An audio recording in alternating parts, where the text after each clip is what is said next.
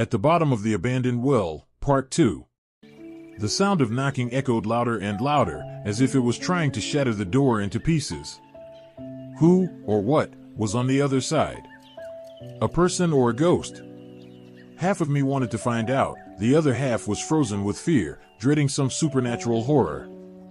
I didn't know what to do in that moment. My heart felt like it was going to explode. Beads of sweat soaked my back and shoulders. Every muscle and nerve in my body was tense like an overinflated balloon on the verge of bursting. I quickly grabbed my blanket and wrapped myself tightly in it, curling up in the corner of the bed. My limbs were trembling uncontrollably, and my mind kept drifting back to that terrifying, ghostly face at the bottom of the well. After a while, the knocking gradually faded, but the goosebumps only got worse, spreading from my arms and legs up to the top of my head.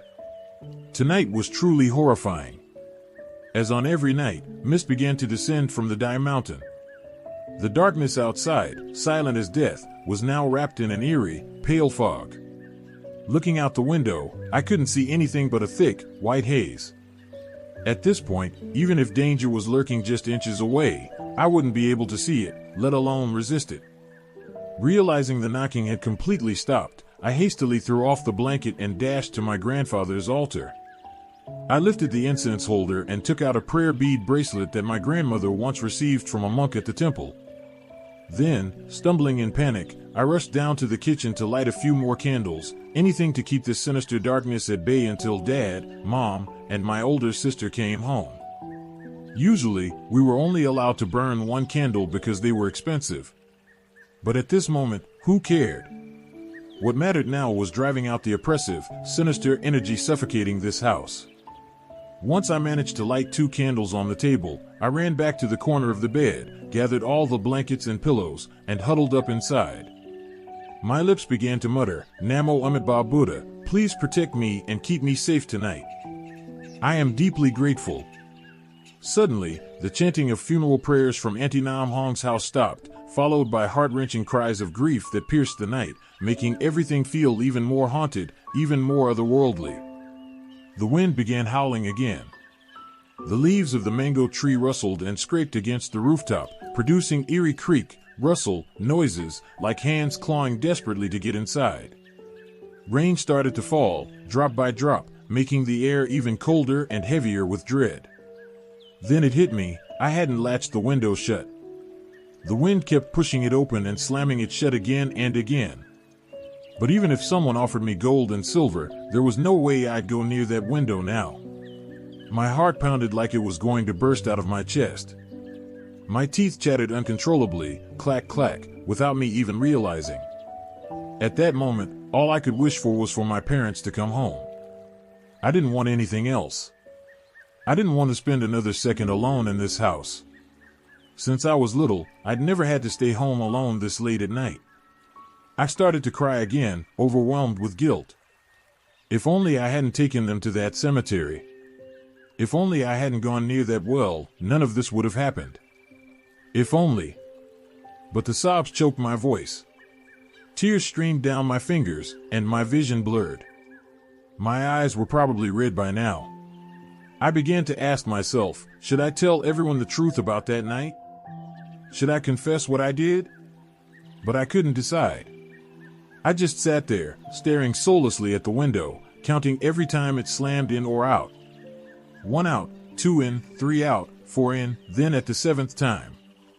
In just a flash of a second, a thin woman with long, black hair draped over her shoulders appeared at the window. She stared straight into the house. The fog grew thicker, so all I could make out was her head. I wanted to scream, but I couldn't. My jaw was clenched shut, locked in fear. My throat felt stiff, like it had frozen up. My limbs were limp, completely useless. Is this how it ends for me? Will I die like those 2 boys? Will I be the next sacrifice for that ghost? All I could do was watch her in silence, hiding in the darkest corner, praying that she wouldn't see me. Suddenly, she reached a skinny arm through the window and slammed it against the wall, bang. That sound exploded my fear. I burst into tears and screamed, clasping my hands together in a desperate plea. Please, please spare me. I swear I'll never come near this place again. I promise to offer a proper apology. Just please don't hurt me." As soon as I finished begging, the woman suddenly let out a sharp, almost mocking laugh. She shook her head and spoke clearly. "Hey, Nam, are you out of your mind? What are you screaming for, huh? Who's gonna eat you, for goodness sake? My boy Feo has a high fever. We called the shaman but ran out of candles, so I came over to borrow one. I'll pay your mom back tomorrow." In that instant, I snapped out of it. I quickly wiped the sweat from my forehead, tears from my face, and looked closer. It was just Auntie Hai Hong from next door. I thought she was. Relieved beyond belief, I rushed to open the door and invite her in, then ran to the kitchen to grab a candle. She thanked me and said she'd repay me tomorrow. As her silhouette disappeared, the rest of my family finally returned, along with a few neighbors from the village. It felt like I hadn't seen them in years. I ran straight to my mom and threw my arms around her, burying my head in her chest, soaking in the warmth I had longed for all night. She said, "I didn't bring back any treats, and you're hugging me like I did. You're lucky I'm not giving you a spanking for sneaking off like that. Now go to bed early. You're helping your sister clean the house tomorrow." I replied joyfully, almost shouting, "As long as our family is together like this, I don't need treats or fruits or anything. But Mom, please don't leave me alone like that again. I was so scared." She smiled gently and said, If you hadn't been so mischievous, I wouldn't have punished you."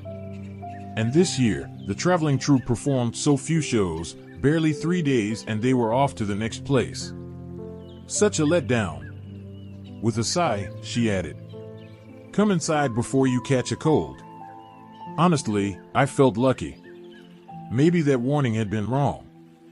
Maybe everything was over now. I was safe, right? But no. That wasn't the end. It was only the beginning of a series of bizarre, ghostly, and terrifying events in this wooden house. The sun had begun to rise. The bamboo trees swayed in the breeze, the rooster crowed, and the sound of people talking and laughing filled the air. Everything looked peaceful. But inside, I was still anxious and restless about what happened last night. Maybe it was just heaven's mercy that saved me. The warning from those two brothers still haunted me. I didn't know when it would return, but if it did, what would I do? I was exhausted. Deep down, I wished that night had never happened. Grandma and Grandpa were right. 3 years of wisdom can be undone by one foolish hour.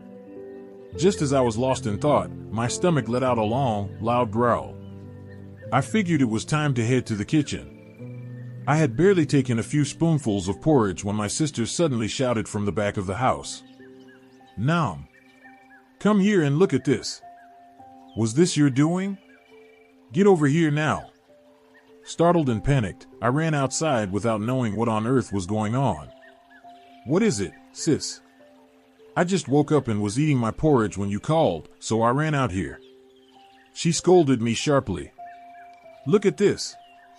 Dad carried water all the way from the river, struggling just to fill this jar, and now there's only half left. How are we supposed to have enough for the week? And the ladle's broken into pieces." After a pause, she continued, "You were the only one home last night. If it wasn't you messing around, then who?" Accused so suddenly, I flared up and raised my voice. "At least have some proof before blaming me. If I had been messing around, my clothes would be wet, right? And it was freezing last night. What kind of idiot would go out in that weather just to mess with the water? I know how hard Dad works to get us water. I wouldn't dare ruin it." But my sister wasn't backing down. "Then who did it, huh? You saying I did it? Or are you blaming ghosts and demons now?" Hearing her mention ghosts made me shudder. I waved my hands defensively. "Go ask Mom, then. I don't know anything about it. But I'm telling you again, it wasn't me." Suddenly, from the front of the house, Mom called out, "Nam. Hi. Come help me bring this bundle of vegetables and the chicken to the back." As soon as my sister heard her, she rushed out and asked, "Mom, the water jar is only half full now." I asked Mom, but he says he doesn't know anything. "Did you use the water for something last night?" Fanning herself with a conical hat, Mom answered, "What are you talking about? I didn't use any water at all. As soon as we got home last night, your dad and I went straight to bed. I didn't even go out back." "Don't be ridiculous." My sister pressed on. "Then how did the water disappear? Did it just evaporate? Or was it ghosts?" Mom plopped down on the ground, shaking her head. The three of us stared at each other, clueless about who had tampered with the water jar. Soon enough, another day passed. Unlike most nights before, when I'd finished dinner and run off to play, ever since that incident none of the village kids dared step outside after dark. Night came. The moon didn't shine that evening, the stars were sparse, and thick black clouds floated across the sky in clusters. My dad was sitting on the bed, finishing his pipe when he said, "It's late. Time for everyone to sleep." Our house didn't have separate rooms, just a front and back section. My parents slept in the front, facing the very window from that terrifying night. My sister and I slept in the back, each in our own bed. As soon as I lay down, I pulled the blanket over my whole body, leaving just my head exposed. My sister still didn't believe a word I'd said and warned, "If I catch you messing around again tomorrow, I'm telling Mom. You'll be in for it." Then she lit the oil lamp. It was the only light in the entire house now. If it went out, everything would be as dark as that dreadful night. I was dozing off, just about to slip into a dream, when suddenly the lamp went out. My sister got off the bed, walked over to the table, and lit it again. She looked at me and said, "That's strange. The door is shut, and you're on your bed. So why did it go out?" I shook my head and said, "I don't know." No sooner had I finished speaking than it went out again. I threw off the blanket and scrambled over to her bed, hiding behind her. Neither of us had any idea what was happening. My sister relit the lamp, then used a candle to inspect the lamp closely, checking if it was broken or maybe just out of oil. But no matter how closely she looked, she couldn't find anything wrong. She lit it once more. From that point on, it stayed on, as normal. She told me to go back to my bed, saying it was too cramped and hot with two people on one. I reluctantly rushed back to my bed, wrapped myself tightly in the blanket, still trembling in fear. I wondered to myself, had it arrived? Was it lying on the bed with me? Sweat began to pour down my face. I held my breath and wiped my forehead. Suddenly, from the kitchen below, the sound of dishes shattering broke the silence, followed by pots crashing to the floor with loud thuds. My parents jolted awake and ran to the kitchen. My sister and I followed nervously behind them.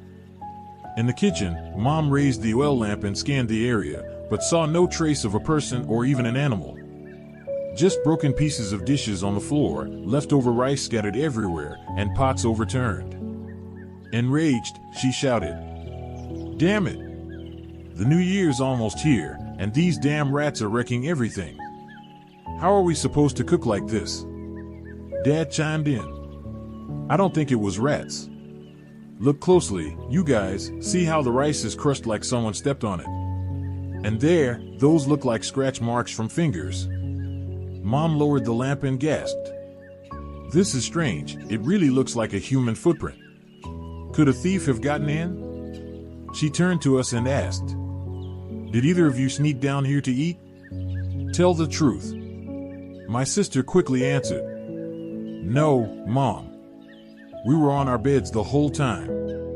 And something weird happened too. The lamp you're holding now kept going out on its own earlier. I checked it carefully but couldn't find anything wrong." Dad yawned and said, "Let's sleep. We'll deal with this in the morning." And so everyone returned to bed.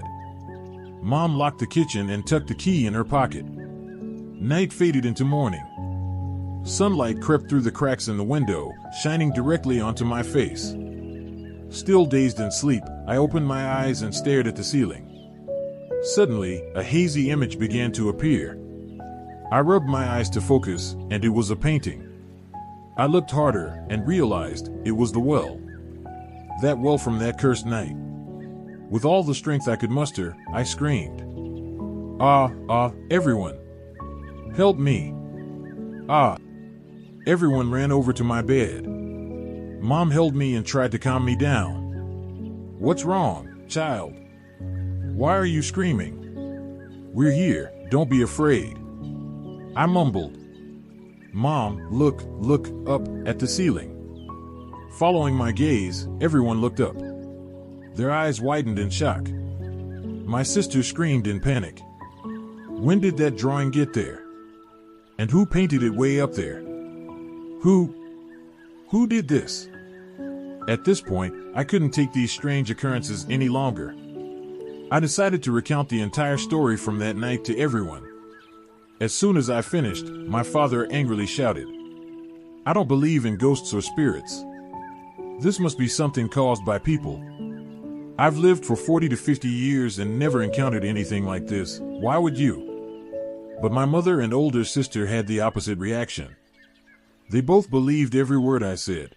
Mother, visibly moved, recounted an incident from when my sister was only 10 years old. That year, your father had been invited to a distant relative's memorial feast. It took him a full day and night to get there, so only your sister and I were home. Suddenly, she came down with a high fever. I had to carry her and run to the village healer. The road was just like what you described, pitch dark, misty. She bit her lip, sighed deeply, and continued. To get there, I had to pass through that cemetery. I was already exhausted and had to walk slowly. Then, I saw a girl in white with long black hair sitting on the edge of the well. She was crying, such haunting, sorrowful wails. I was terrified. I grabbed your sister and ran without looking back. I didn't dare return home until sunrise. I asked, shaken, "What do we do now, Mom? I don't want to die." She comforted me and said, "Don't worry, I'll protect you no matter what. We'll go see your grandmother. She's lived here her whole life, maybe she can help." Following her advice, I rushed to Grandma's farm and told her everything from beginning to end. After hearing it all, she let out a weary sigh, clicked her tongue, and said, "When you asked me about that well, I already had a feeling something bad was going to happen. And it seems I was right. But don't worry too much. I know an old friend, a spiritual master. He's very skilled, he'll be able to lift this curse." By noon, an elderly man arrived, white hair and beard, slender frame, hunched back, and carrying a large bag. He looked about the same age as my grandmother. Upon seeing me, he went straight to the point. "You must be Nam. I've heard the whole story from your grandmother. If this really is the work of a malicious spirit, then it's likely very aggressive. But with 30 years of experience in the spiritual arts, having faced and subdued many evil spirits, I believe I can handle this."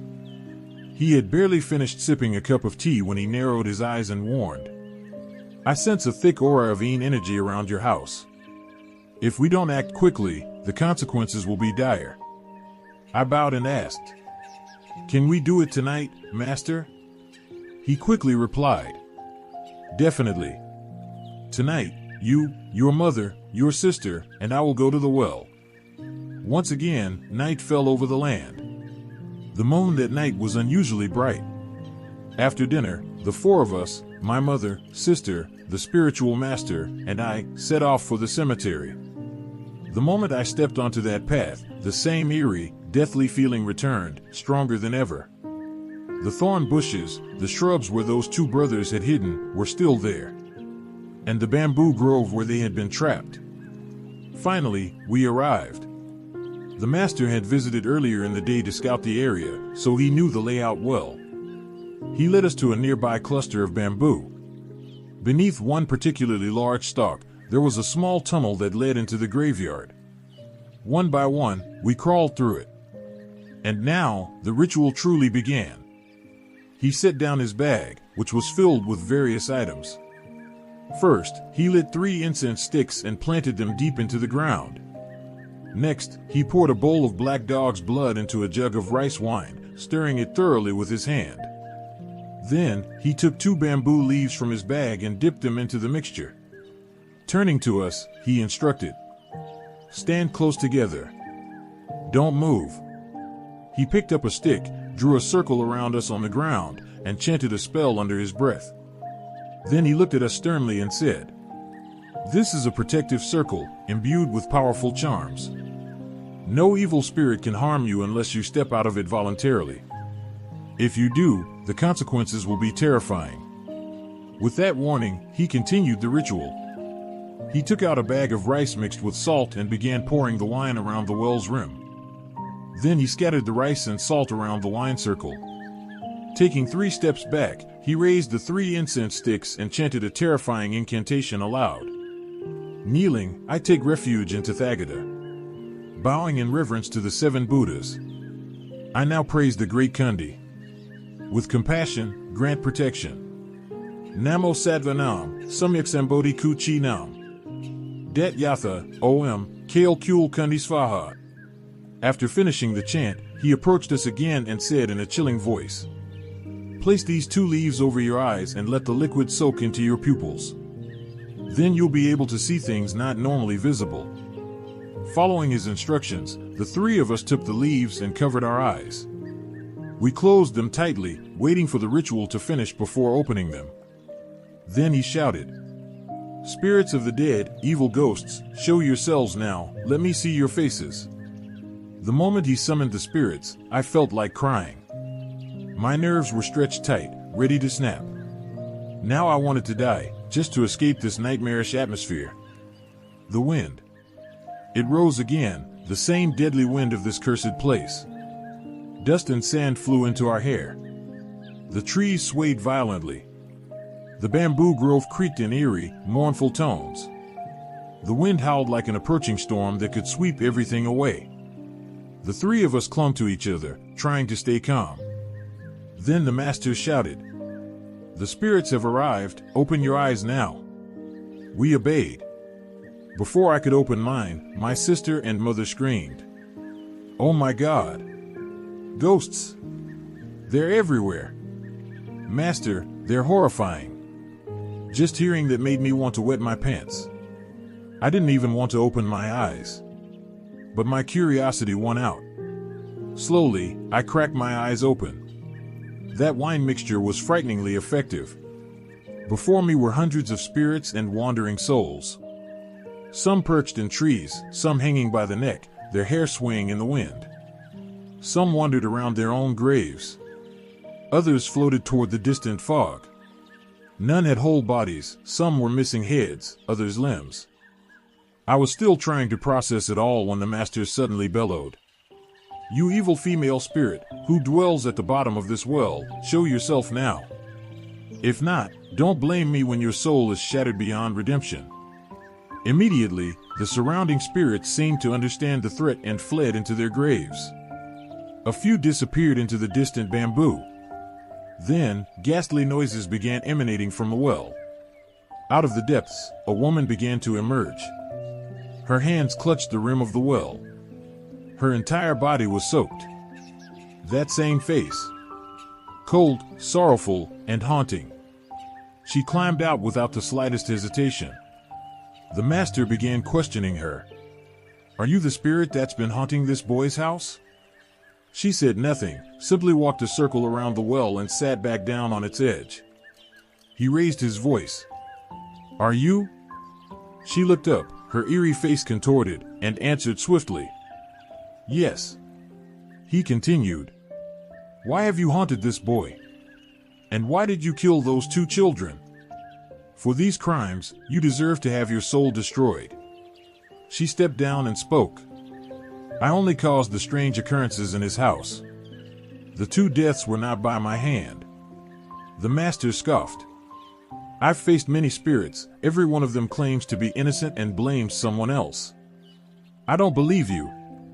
The female ghost collapsed to the ground and pleaded, "No. Please believe me. I only caused trouble to draw him here, to ask for his help. I know exactly who the killer is. She bowed her head to the ground and continued. He was also the one who killed me. He cursed my soul to wander here for eternity.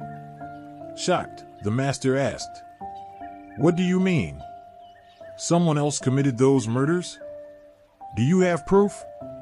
She quickly responded, "Yes. I bit off a piece of his left ear before I died." While the master was still stunned, my mother suddenly spoke. "Master, it's true. There's only one man in this village with a missing piece of his left ear, village chief Namgu." The master asked in disbelief, "Can you tell me the full story?" The spirit nodded. "It happened like this, master. 30 years ago, I was a servant in his house. I was the most beautiful girl in the village. Many men courted me, but I turned them all down. Then, on one fateful moonlit night, he raped me. I became pregnant, and when my parents found out, they disowned me. My father said, 'Die wherever you want, just don't let me see your face again, or I'll shave your head and throw you in the river, you wicked girl.' Terrified, I ran to him for help. He dragged me into a room, locked the door, and pulled out a shining knife. He said, 'You must die. If anyone finds out, I'll rot in prison. You must die.' He chased me around the room. I tripped in the dark, and he stabbed me in the stomach. I only managed to bite his ear before collapsing. Then he tied my body to a rock and threw me into the well. A few weeks later, he returned with another fierce-looking spiritual master. He dove into the well, retrieved my bones, and the other man sealed me in a jar and cursed me. That's why I've been trapped here ever since, unable to reincarnate. Please help me." She broke down crying. It was hard to believe she was anything but human. The master was at a loss. Village Chief Namgu was known to be kind, generous, often visiting temples and helping the poor. How could he have taken 3 lives? He hesitated, then said, "Very well. I'll investigate. If you're telling the truth, I'll report him to the authorities. But if you're lying, I won't be so merciful." She cried out, "Yes. I swear on my life. Please catch him and help me find peace." We all returned home, filled with dread. The master muttered, "What now? How do we catch him? This happened 30 years ago, and all we have is the word of a ghost. But I've already made a promise. How troublesome." Suddenly, an idea came to me, one I was sure would work. I eagerly said, "Master, I've got a plan. As long as we're careful, the truth will come to light." He nodded. "All right. I'll follow your lead." To be continued.